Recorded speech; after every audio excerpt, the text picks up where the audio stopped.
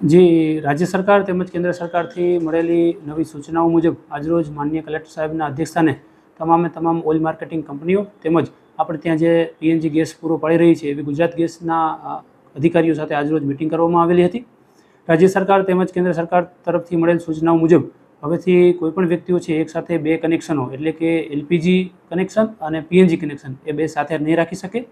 જે પણ વ્યક્તિઓ બે કનેક્શન રાખે છે એમણે પોતાનું એલપીજી કનેક્શન છે સરેન્ડર કરવાનું છે તેમજ બોટેલો છે જમા કરવાની રહેશે.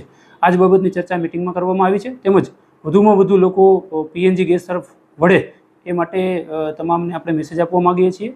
તમામ કોમર્શિયલ પ્રવૃત્તિ ધરાવતા એકમો પણ ઝડપથી પીએનજી માટે એપ્લાય કરી દે. પીએનજી ગેસની એજન્સીઓને પણ આપણા તરફથી સૂચના આપવામાં આવી છે કે જે પણ અરજીઓ એમના લેવલે પેન્ડિંગ છે એ તમામને ઝડપથી પીએનજી લાઇનનું કનેક્શન મળી જાય એ સુનિશ્ચિત કરે અને નવી પણ જે અરજીઓ છે એમનો ઝડપથી નિકાલ થઈ જાય એ માટે સૂચના આપવામાં આવી છે.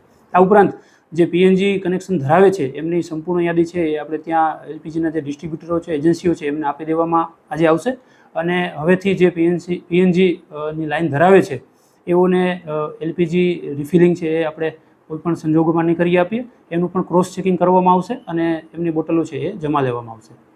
કેટલા સીલ કરવામાં આવ્યા છે જે ઘરેલું વપરાશ થતા હતા કોમર્શિયલ?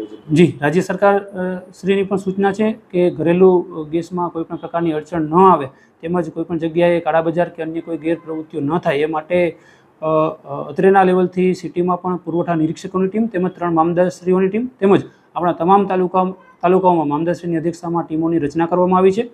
રાઉન્ડ ધ ક્લોક આ ટીમો ફિલ્ડમાં રહે છે. છેલ્લા 2-3 દિવસની વાત કરીએ તો અલગ અલગ જગ્યાએ ઘણી જગ્યાએ દરોડા પાડવામાં આવ્યા છે તેમજ ટોટલ 150થી પણ વધુ ઘરેલું એલપીજી ગેસની બોટલો છે એ સીઝ કરવામાં આવી છે અને એમના વિરુદ્ધ હવે દંડનીય કાર્યવાહી કરવામાં આવશે.